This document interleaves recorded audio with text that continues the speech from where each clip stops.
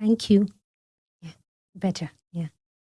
So, good evening to everybody, everyone who's present here and those watching online. And today, I think everybody knows me, right? Most of you know me. My name is Nidhi, and I've been in Inner Space Wembley for now many years, just helping and running around. And it's interesting, today's topic. How many of you found today's topic interesting? Do you know what the topic is? So, the topic today is seeking help, whether it's a weakness or a strength. What do you guys think? Strength? Seeking help? Oh, is it strong? Strong? Now, the title is Seeking Help, right? In normal context, you would think I am trying to get help, right? But it's not about just getting help.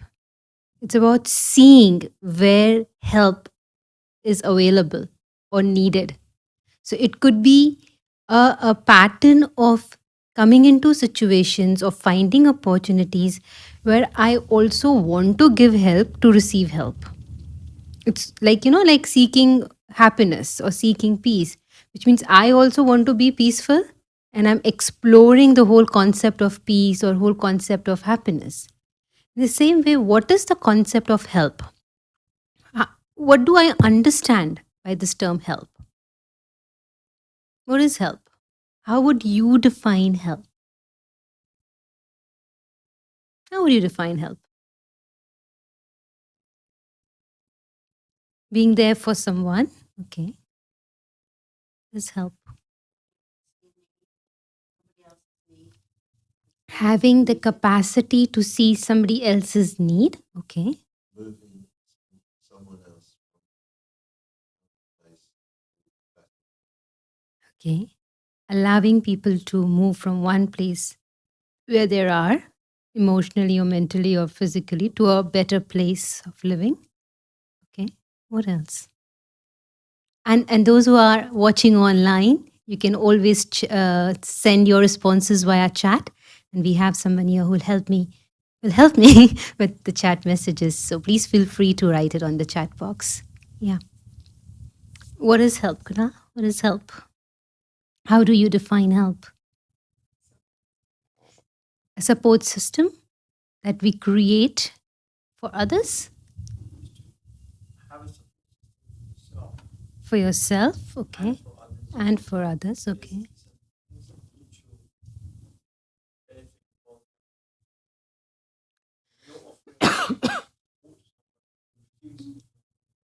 Do you mind just talking on the mic, just because I'm aware that people watching online actually listening online also. So it's best if you share it in the mic. So what I'm saying is when help I define as gaining support from someone as well as the person providing support also feels like they done something for the other person. Mm-hmm. So it's a positive mutual benefit. Mm-hmm. One is when you receive support or receive help, you appreciate it. Mm-hmm. And the other person who is providing the help also feels good that they managed to help someone, Mm-hmm. and they brought about a positive outcome out of it. Mm-hmm. Great. Thank you. Thank you for sharing. Are there any downsides of help? I mean, you didn't share. What is your understanding about help? Sorry. Uh-huh. That's it. You want mic, Paul? I should get up and go. Hello. Is it downside? Sometimes people, if you try and help them, they don't like it. Depends how am I giving help. Yeah. It Yeah. depends. Actually, it depends. Like, say, for example, sometimes you are with a friend, you really don't need an advice, but they want to give you an advice. They want to help you. Now, that is also seeking help. I'm wanting to help you because I want to feel good as a friend. So I'm seeking help in a different way. But I don't need it. I didn't ask for advice. So when help is given to someone where the person does not feel empowered, then they wouldn't like it. They would feel something called controlled, because you're trying to impose your thoughts onto them so that you think their life is going to be better. You understand? Yeah. Like, you're trying to help me, but I don't need. You're trying to help me so that I can go to a better place, which is your perception of better place. Not necessarily it is my perception of a better place. So I am thinking you're pushing me to somewhere I don't want to go. Yeah. Does that make sense? So I wouldn't like that. Yeah. No. Yes, I wouldn't like that. So what exactly is help? Let us understand the concept of help. Because since childhood, it has been conditioned in our mind that when you are seeing somebody in need, go and help. Be kind, be compassionate. And that's how these are the virtues which are connected with the term help. When I'm seeing somebody in need, it's very interesting. Just listen with me. And if you don't understand, just stop me. If I am seeing you in need and I want to help you, which means I am seeing myself in a very powerful position, in a position that is able to give, a position of a rescuer. And when I am putting myself in that position of a rescuer or of wanting to give help, without even saying consciously, where am I putting you? Where am I positioning you? Are you equal to me? Where am I positioning you? Lower? You are down there. I'm going to help you. I'm going to pull you out of that situation. I'm here for you, right?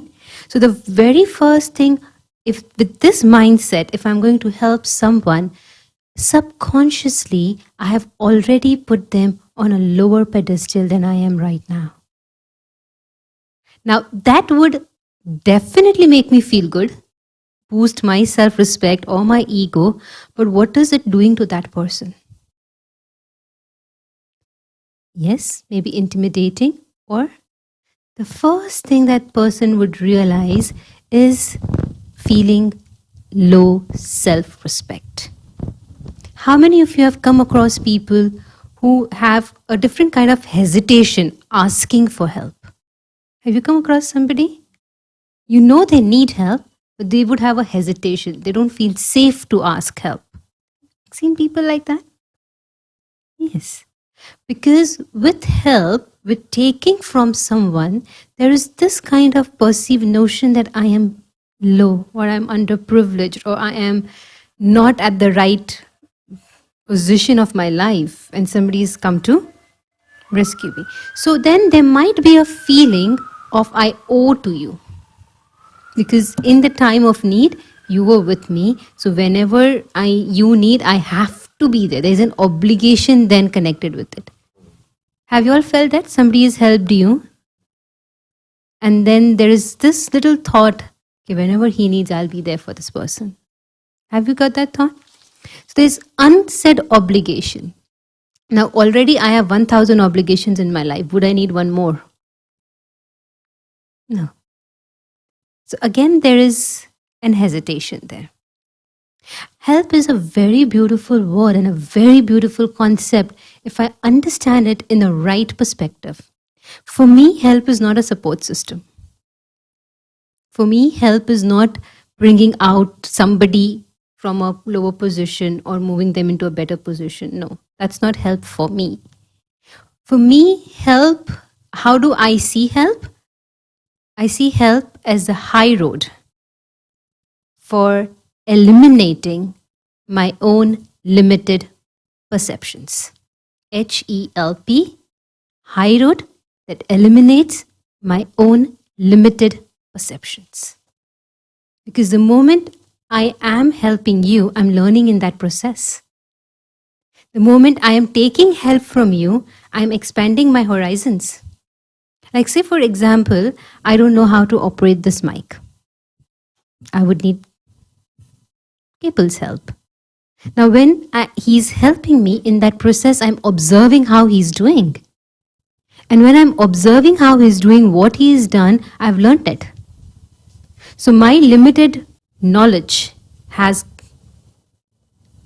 grown. So when I have expanded my understanding, I have walked on a path that's not just allowing me to explore different facets of life, but also allowing the one who is walking with me to enjoy the facets of life. Like, say, if we both are walking together, going somewhere together, and I am stuck somewhere, and in that friendly mode, I know that you have that expertise, and if you're going to share that with me, then I'm going to learn something. And that learning and growing together will empower me and not put me into an obligation. Because I know somewhere deep down that I also have some expertise, I also have some strengths that I can share with you. So this exchange of energy that happens, that is help. But what happens is, I can only have that exchange of energy when I'm coming from the right space within. Right? Otherwise, it's going to mess up. Right? It's definitely a strength if I'm coming from a right space. But if I'm not coming from a right space, it's going to become an obligation. And the other thing is, on a very gross level, if I'm not expanding my limited perception, what's going to happen?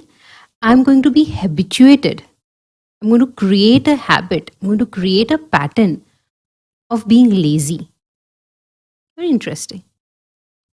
Because I know I don't need to use my brains. There will be somebody somewhere who's going to help me out. Because they love me, or they care for me, or they are with me.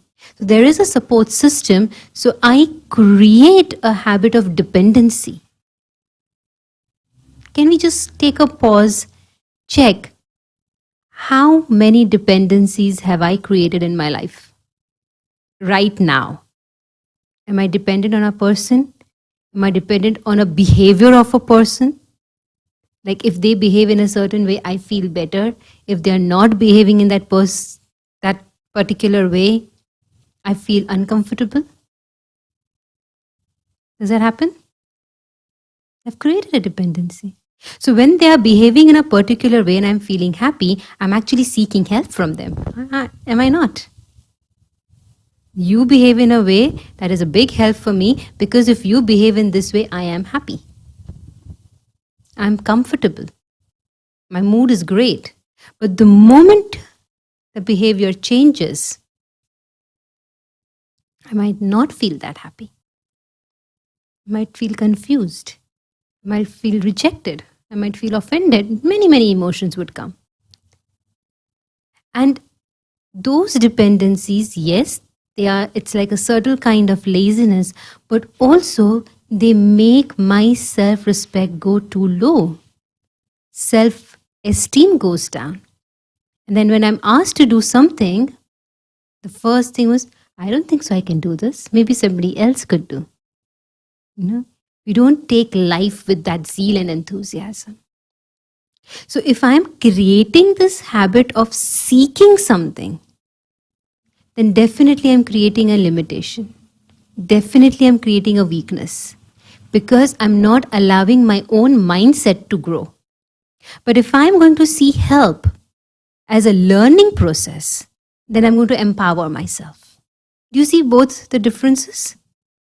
Help is same, but my attitude towards the help that I'm receiving or I'm giving will change the entire course of my life. Because I'm not here to fix things for people. I'm not here to feel superlative. But also I have to understand that we all are on the same platform, on the same stage, in our different roles, in our different dramas of life. And one can never be better than another. And who taught me this is the film industry. They have, the award ceremony. Have you seen the award functions that the film industry has? I just seen one many times, and that too not the whole, just a little bit, just 5 minutes. And that was like really eye-opener for me, because there was a nomination for best critic and nomination for best negative role. And the award was given to the person throughout the year. As many films had come, they were nominated 5-6 actors and actresses, and who played the negative role in the best possible way gets an award. All right? Correct me if I'm wrong, because I'm not so much into it, but Paul, you could say, in acting wise. Oh, like a baddie. Like a negative Who was character. the best baddie? Who's the best baddie? Yes. Yeah. Right? Now I understand. Now you understand, right? Yeah. So that means even a baddie is a best person. Because I'm playing that role of a negative character in a very precise and excellent, crafty way. So if in real life somebody is going through a negative phase, it's not that they are baddies, but they're performing that role. They're going through that phase in the best possible way they can handle it. Can I respect them for that? Because I could have not done the way they are doing it. I don't know their story. I just know this situation. I can't judge them for that situation. There must be a big baggage, which I'm not aware of. But still, they are having that strength to get on with it, fight with it, stand up to it. So seeing them on a lower pedestal or person in need is actually offending their self-respect. So at the first place, do I have that understanding and that humility to respect them where they are at this moment? And allow that space where they can, if they want, use something of knowledge or something of an exchange that I have to offer, not give, offer. There's a difference between the two words. Do you understand the difference? I'm giving you and I'm offering you. Where there is give, there is force. When there is offer, I'm allowing them to choose whether they want or they don't want. I'm offering. And if you don't want, I'm fine with it. If you want, I'm fine with it. But when I'm giving and you're not taking, then I'll feel offended. Right?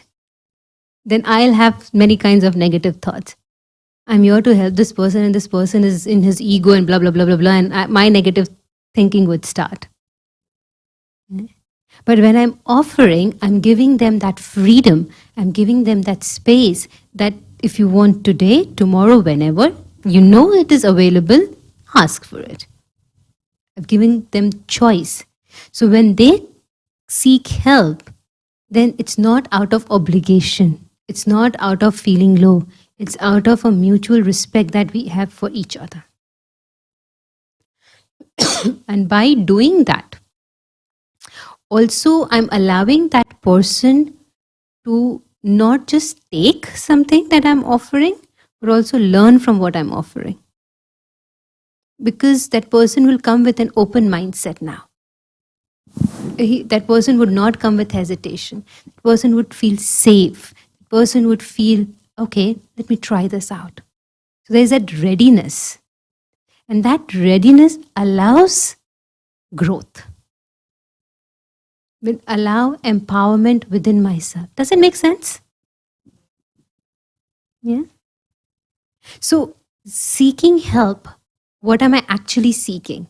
I'm seeking a pathway, a high road that would expand, that would eliminate my limited perceptions. Say, for example, the other scenario could be, I have a particular way of doing things. Very simple way of doing things, but I have a particular way of doing things. Now, not necessary that the task that I've taken on and the way I'm doing that task would be similar to yours. You could do the same task in a different way. Right? Simple task of sit. I'm sitting like this. Somebody could sit like this. Somebody could sit like this. Somebody could sit maybe just cross-legged. Different styles of sitting, right? Same task. But when I'm seeing somebody like literally, elegantly sitting like this, wow, makes sense, right? Maybe I can learn from them. Maybe I don't like this because it's too uncomfortable for me. Fine, I might just sit like this, you know? But by observing a task done in a different way could teach me something. Now that person, even without helping me, has helped me. Did you see? Without helping me, they have helped me. Because I now know that there's another way of doing things, and maybe in the right settings, if I am somewhere else in a different setting, not in a spiritual setting, I might adopt that. Because I've learned a different way. And I might thank that person. Even that person does not know. I don't have to go and tell that person thank you. But yeah, there's a Hindi word called dua. Dua means like good wish, like a blessing that comes from a heart. So because that person, without even telling me, I've learned, I've absorbed things, I've used it, I've benefited it, I'll give a good wish, no? Thank you. That little thank you that comes from heart. I've taken that help. But now this attitude of seeking help, which means expanding my horizons, eliminating my limited belief system, is empowering me or making me weaken? Do I owe anything to that person? No, but I have grown. Right? So how am I seeing life? What's my attitude towards it? Do I take that much ownership of myself where I know that I do not want to make myself weak? Simple. And if I respect myself enough not to be weak, then my perception of seeking help would be very different. But if I'm going through the other perception of help about support system and all that, I might end up making myself handicapped because I won't be able to walk without any support systems. Does that make sense? Any questions? You're very interestingly listening. So I was thinking, is there any question that's coming in your mind before I move on? Yes. Yes, Polly. I just wanted to ask you, I really understand, I really hear what you're saying about if you take the higher status, you're saying I'm in a position to help you, therefore somewhere your ego kicks in and you're superior. What happens in a situation where you are in charge of people? I'm talking about a learning environment where I have to offer help, and in order to offer the help, in order for the dynamic to work with myself and a student, I have to take the higher status because I have the information, and it's my job to impart that information. If they don't understand that, then I have to give them help. Correct. So how do I fix that? Because there are times when I do come out buzzing because I feel really good about myself because I have helped.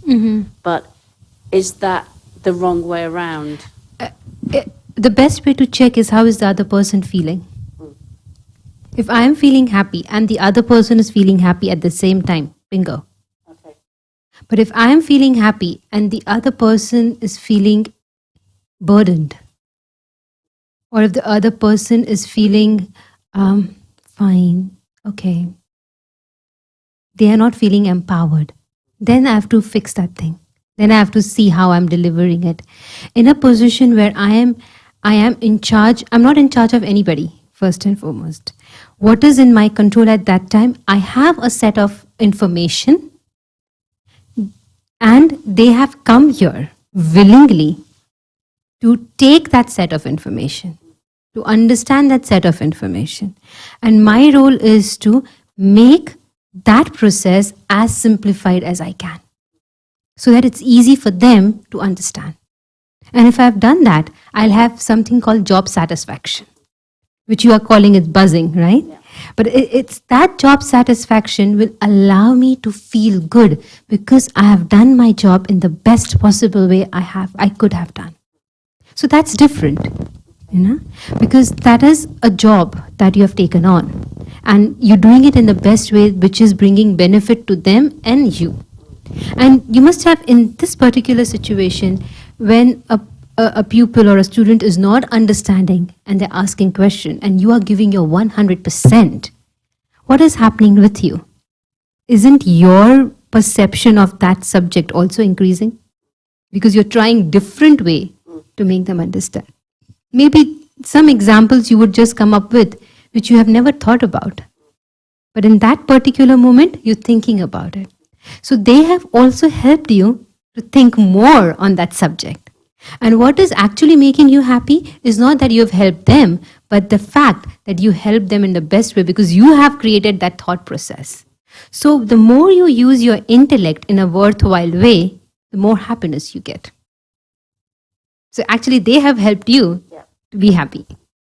Get it? Yeah. Yes. I have a couple of friend type relationships with people that they I don't know why, but they seem to see me as a source of wise counsel. Mm-hmm. And when they speak to me, there's a sort of unspoken feeling that you're speaking with. It's not ever spoken, but it's per se. But we both sort of know that I'm the one that can sort you out, possibly. Mm-hmm. And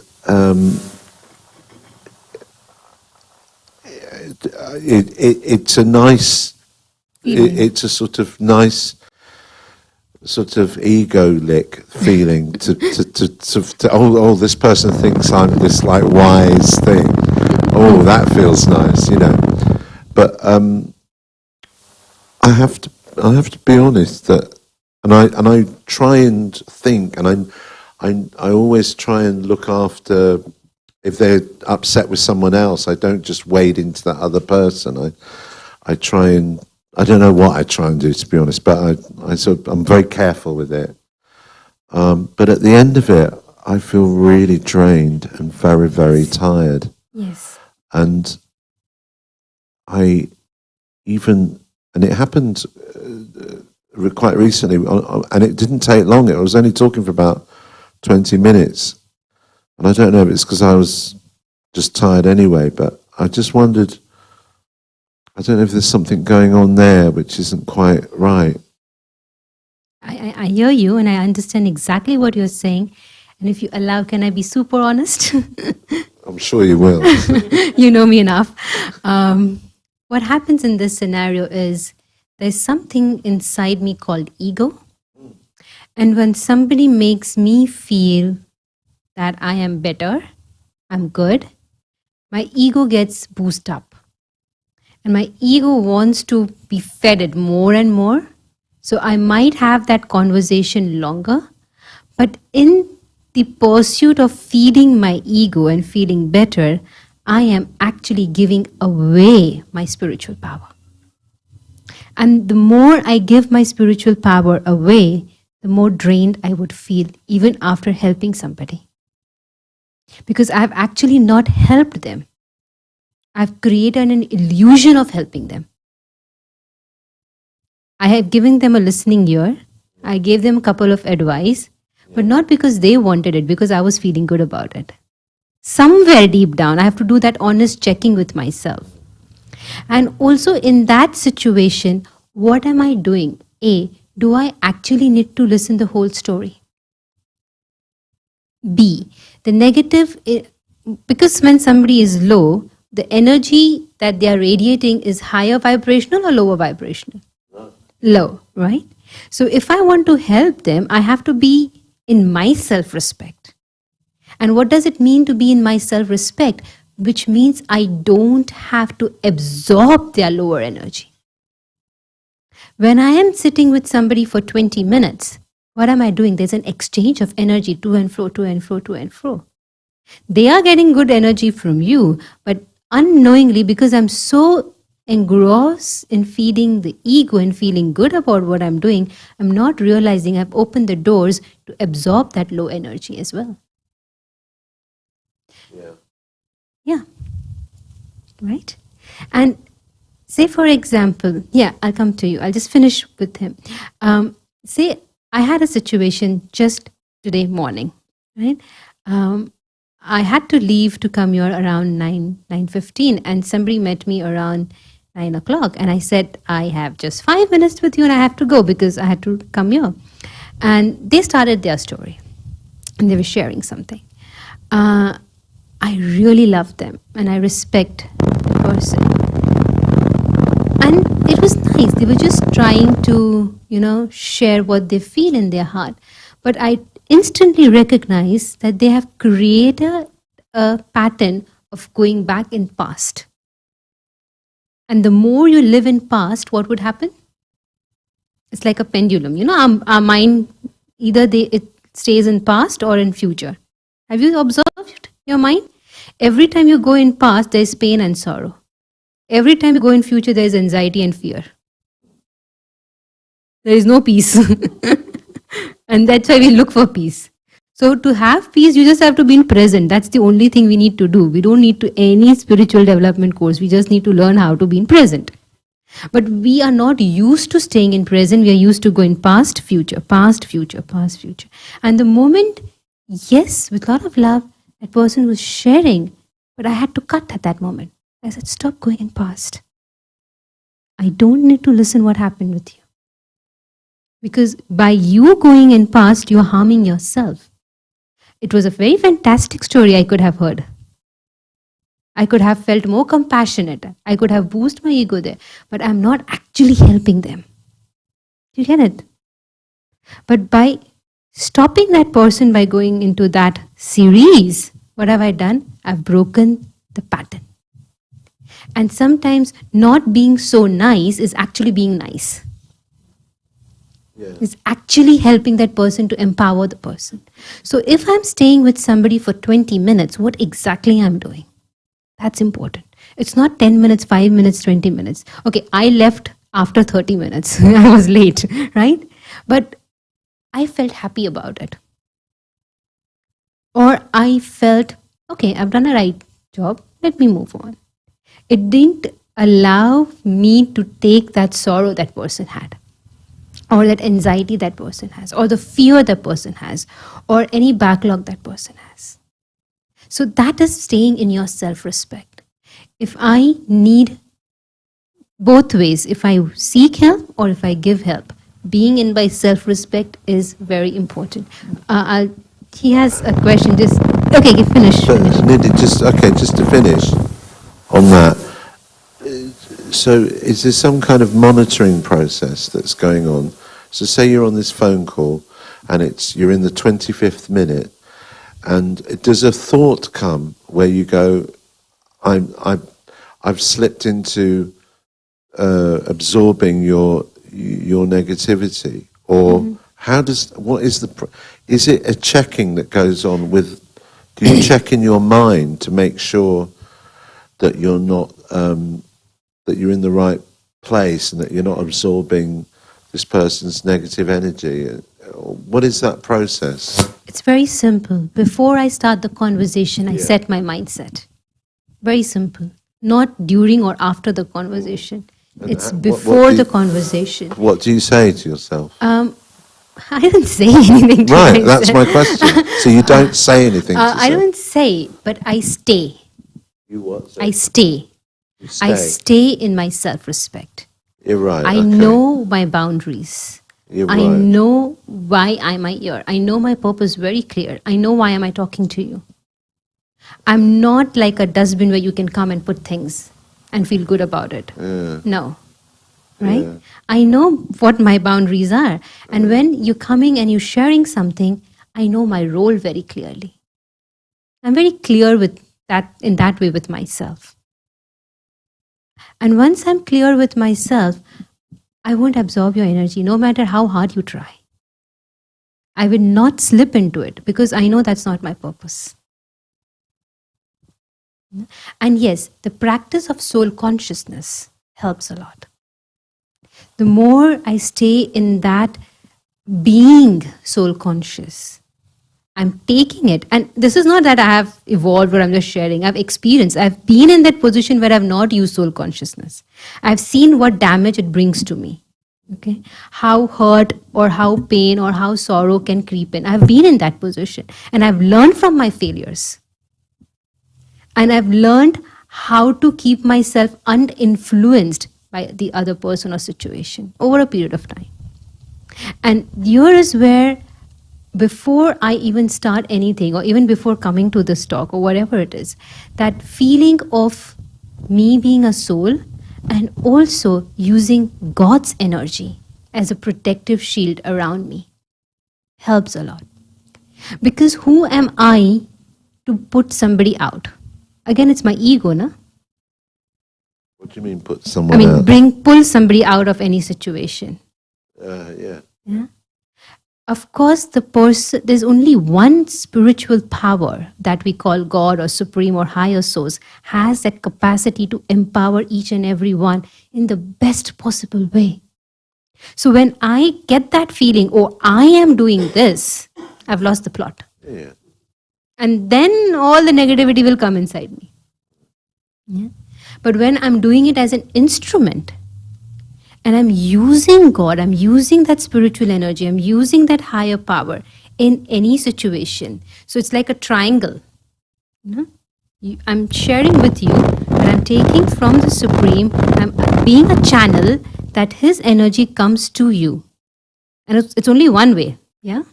I'm not going to take your energy and give it to Him. Yeah? It's one way, this way. So I'm secured in that point of time. I can be detached. And what is really very important while we give help is to practice being detached. Detached observer. When I am practicing being a detached observer, nothing will influence me or have an impact on me. And sometimes my friends who are very close to me, they know. I would have forgotten what I have done. They remember. And when they come to me and they say, remember we did that? I don't remember. It's not that I don't remember or I have a weak memory. I've got a very sharp memory if I need to use it, right? But where am I investing it? And why am I investing is more important. It's not where, why. My whys should be very clear. And when the why is clear, then it's real help to myself because I am giving the liberty, I'm putting my ego on one side and I'm giving myself the liberty to eradicate my own limited thinking. Otherwise, I'll think, oh, I know it all. No? Yes, I need help, but I know how to figure it out. I won't be ready to take on any other view or any other perception. Make sense?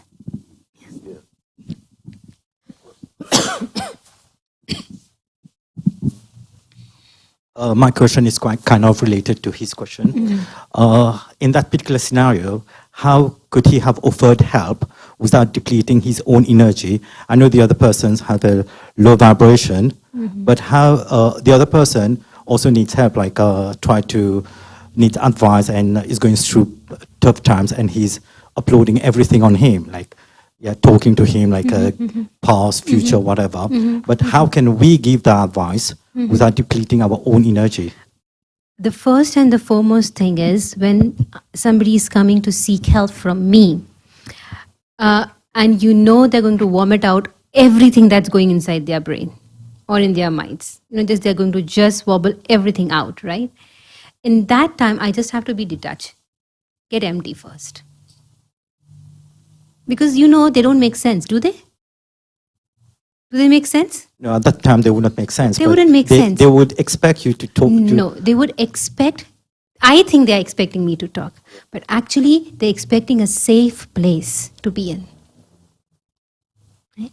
So the first and foremost thing is allow them to speak, being a detached observer. When they are empty, now they're ready to listen. And when you're sharing with them, don't give them. Make them think what's best for them. Because if I give them what they want, next time they're going to come back to me. I'm not empowering them. I know the answer, but I want them to come to that answer rather than me giving them the answer. Does that make sense? Right? So if I'm doing that, if I'm practicing that, I'm not saying, oh, you know what, you should not do that. You should do this. I'm giving you straight answers. So I'm not allowing your brain to think for yourself. Now what your brain has understood, if I'm in a problem, come to the sister and she'll fix it for me. Right? Somewhere. So every time you see yourself in a position where you can't think for yourself, you will redirect yourself to this person, to X, Y, and Z, where you think will, exactly like your friend, you've got this understanding. It's all set up. It's all set up. Yeah. You don't have to, it's very organic. And that's where dependency comes into picture. And we like that dependence. If somebody's dependent on you, you feel good about it. Yeah, I'm worth something. Your self-worth increases. Yeah. Yeah. Yes, we can talk for ages. We can talk for ages, yeah. And because I am thinking I'm providing something to you, I think I'm worth something. Because you are giving me the sense of worth. But is that sense of worth real? Is that sense of worth empowering? The sense of worth would actually be, you come to me once, you don't have to come to me ever in your life again. Because I've given you something that you can use anywhere, wherever you are. Then my sense of worth would make sense to me. Right? Otherwise, it's trapping somebody in you and feeling good about yourself. You're actually making them weak. You're not making them powerful. You're not actually helping them. Makes sense? Did you get your answer? What do you have to do? Allow them. I'm not saying force them, I'm saying allow them. It's a difference. Ask them the question. Ask them to walk on a path. Guide them through so that they come to a conclusion where you wanted them or where what you thought, and then they can think for themselves whether this will work for them or not. And sometimes people don't need advice. Most of the time they don't need advice. They just need somebody to talk to. Somebody to listen to them. And if I can just give a listening ear, that's the biggest help you could do. Because in today's time, people don't know how to listen. They can hear your voice, your words, but they're still not listening. Because when what it means by listening, you're understanding that person. At the same time, you're valuing and you're respecting the efforts and the whole process they've gone through. That's listening. When somebody talks to you, you don't have to fix it. They've come for a validation. They're coming to you maybe to see that if there is a possibility where they can find their silver lining. They don't want a torch. And we think, okay, I have a torch, let me give them light. Let me allow them to see that silver lining. Let me allow them, empower them to go to it, chase it, and make their life brighter themselves. In Brahma Kumaris, many times people come and ask us, you don't charge, or you don't do other stuff and like philanthropist stuff and things like that. And we say, no, we don't. Because the understanding is, you must have heard the story about a hungry man going to everyone, and people would give him food. Every time people would give him food, and he knew that this is a very easy way to get food. Look very, miserable, go to someone and say, I'm hungry, and they'll give you food because people are kind and compassionate on this planet. Okay. So he does that, and every day there's somebody on the planet giving him food. Then once he goes to a fisherman, and he's interested in the fishes that he's got. What did the fisherman do? He said, sorry, I don't have any fish to give you, but I have this fishing net and rope. I'll teach you how to do. You hunt for yourself. And instead of giving fish, he's giving him the instrument, the technique that he can get his food himself. So that is real help. So if I am empowering a mindset, my job is done. I'm allowing them to create. One, the first thing is you're breaking the pattern. The second thing is you're creating a new pattern, a new habit of empowerment. Empowering yourself and others. And in that way, you're actually helping yourself. You won't feel great at that moment because that sense of false worth is not there. And we are used to that sense of false worth about ourselves. So initially, it might be, okay, it's good. But that gap you might feel within yourself because we ourselves are not used to that. But then that will create, there's a Hindi word called sukoon. You understand that word? Which means complete peace with satisfaction. So at the end of the day, you will feel that. And that's what help is. Because you have grown one step. Every time you help someone, you're actually helping yourself. And in fact, you can never help anybody. Because there's a very great the saying that I learned in my school. Even God can help them, those who help themselves. Right? And there's another saying that I learned in my school, that you can take a horse to the pond, but you can't make him drink water. Right? So you might give your 100% to someone, but if they don't want it, all your efforts will go in vain. But if you want it, the whole universe and even the Supreme would come and help you and empower you. So the whole concept of help is for myself. And help can only come with honesty. I can only eradicate or eliminate that limited perception if I'm honest with myself. And honesty, for example, we were talking about false self-worth. But it's very nice. It gives me a good feeling. But if I'm honest with myself, I will get the courage to say no to it, even if it's comforting. It will give me the courage to step out of my comfort zone. And the moment I step out of my comfort zone, I grow. Otherwise, I'll be stagnant. I'll be comfortable. My life will be easy. But my brain, my heart, my knowledge, everything will be stagnant. Because I'm operating from a comfort zone. Life goes on. I might get results also. I might get returns also.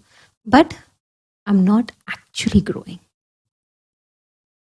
Like in today's world, if you see what's all going on social media and things like that, fame has become very easy.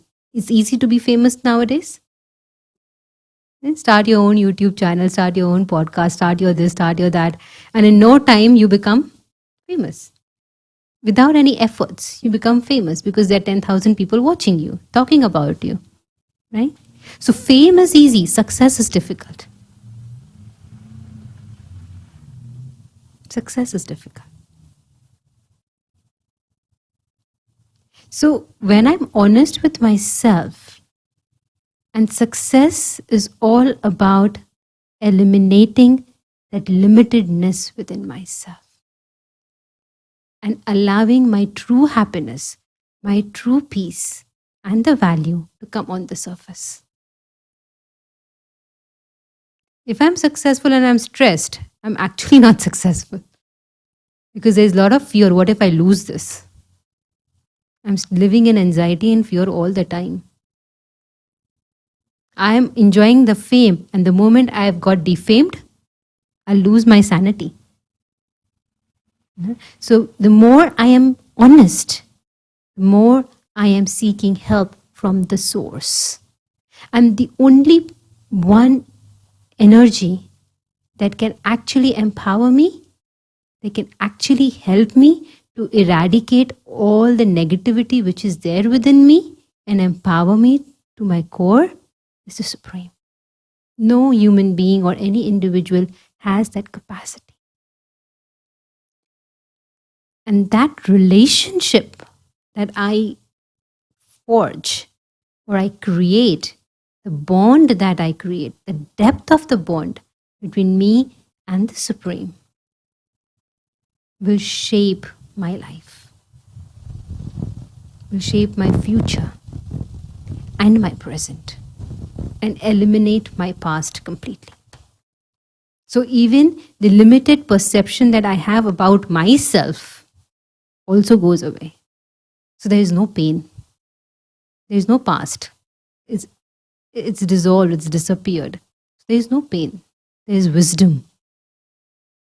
Where there is wisdom, there is growth. Make sense? Are there any questions from online viewers? Yeah. So, any more questions? Can we have 5 minutes of experience of that beautiful connection to Supreme?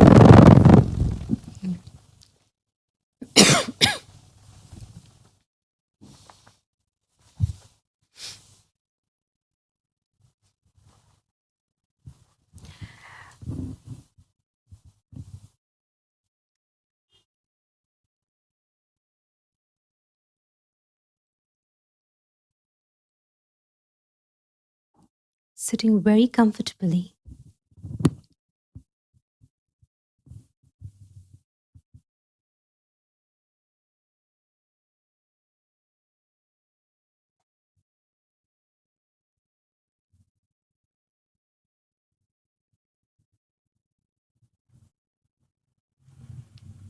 Being comfortable with my own life. Being comfortable in my own skin in this very moment. I realize and I accept with humility and dignity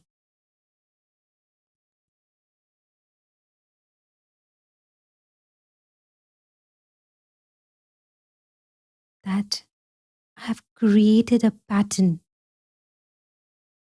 unknowingly to be into the limitedness.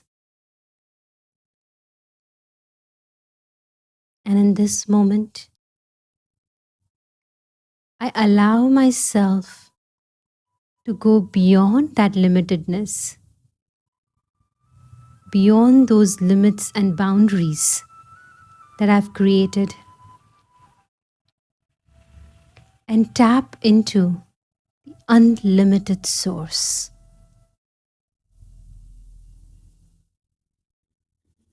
Tap into that power. Tap into the supreme energy with whom I'm eternally connected.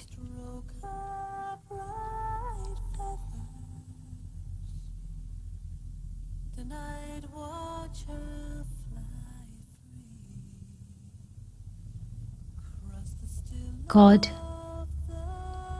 the source, the supreme being, my eternal parent,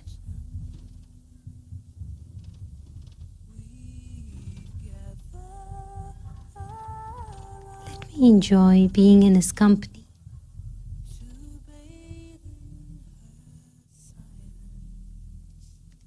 And just mentally and emotionally being with him, I allow the highest vibrational energy, this power that has been radiating, to penetrate deep within myself,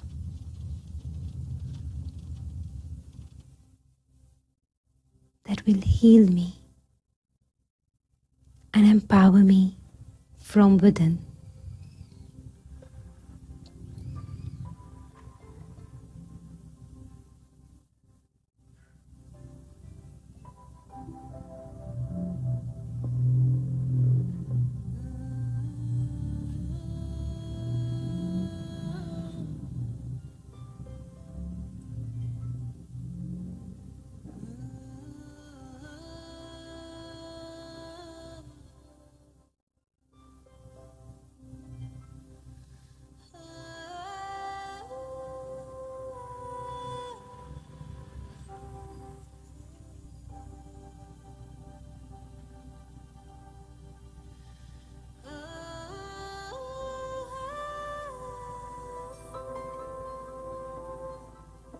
I see myself being embraced by this loving, pure, positive, powerful energy.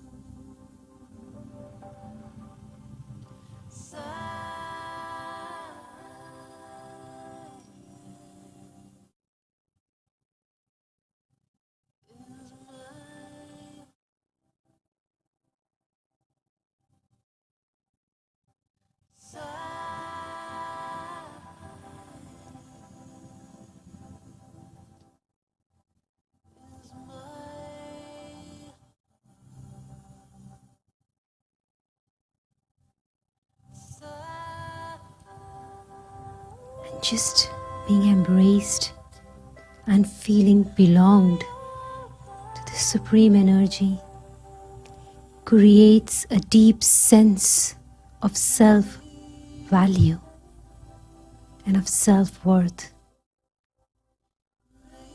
Who is my companion? Whom do I belong to?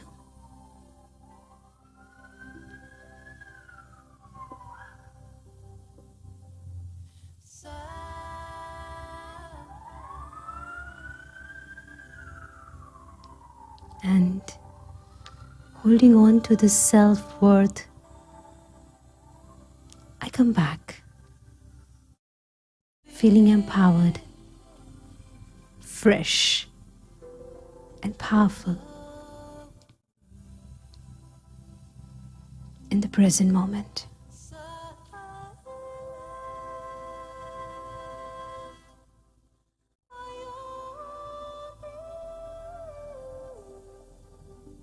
Thank you.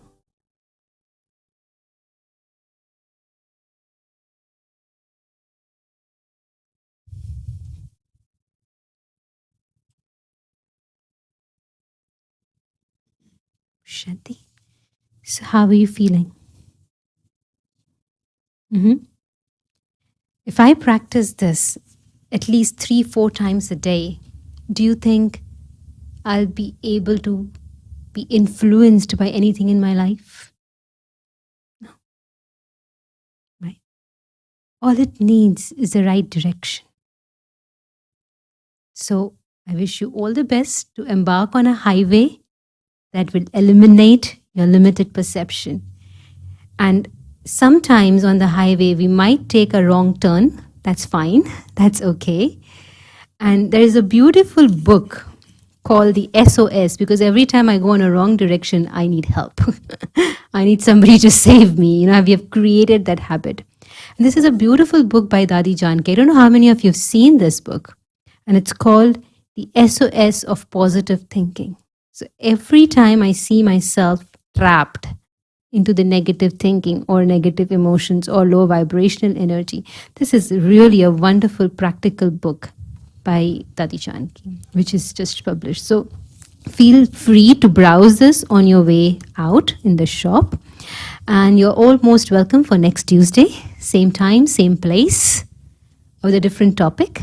And it's a very interesting topic. And it says the topic is Power of Rising Early. Right? 2nd of May.